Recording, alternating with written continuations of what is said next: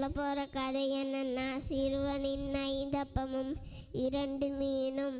அதற்கான வேத வசனம், பசியாயிருந்தேன், எனக்கு போஜனம் கொடுத்தீர்கள். தாகமாயிருந்தேன், என் தாகத்தை தீர்த்தீர்கள்.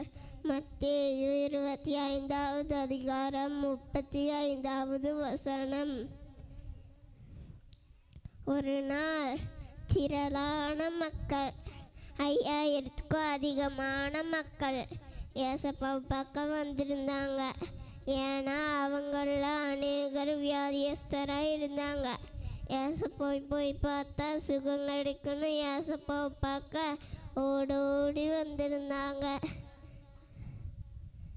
அவங்களுக்கு ஏசப்பா காலையிலிருந்து ரொம்ப நேரமாக வேத வசனத்தை சொல்லி கொடுத்துக்கிட்டு இருந்தாங்க.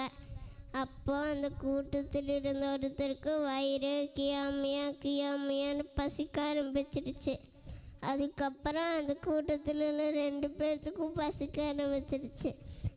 அப்படியே அந்த கூட்டத்தில் உள்ள எல்லாத்துக்கும் பசிக்க உடனே ஏசப்பாவுடைய சீஷர்கள் ஏசப்பாட்ட வந்து, ஏசப்பா எல்லாருக்கும் பயங்கரமாக பசிக்குது, எல்லாரும் வீட்டுக்கு வேகமாக அனுப்புங்க அப்படின்னு சொன்னாங்க.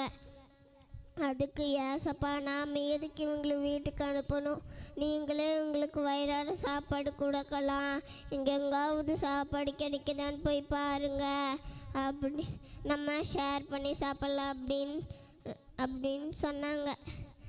உடனே ஏசப்பாவுடைய சீஷர்கள் இங்கே எங்காவது சாப்பாடு கிடைக்குதான்னு பார்க்க போனாங்க.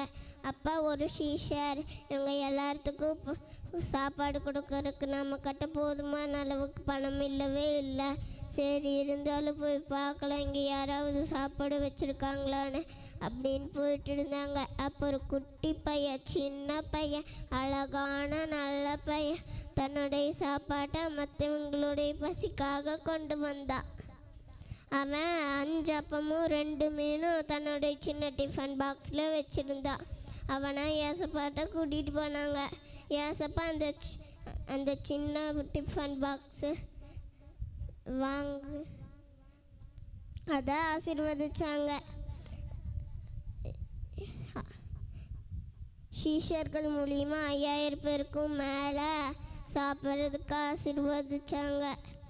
எல்லாரும் சாப்பிட்டது போக எத்தனை கூட மீதமாக இருந்துச்சுன்னு தெரியுமா?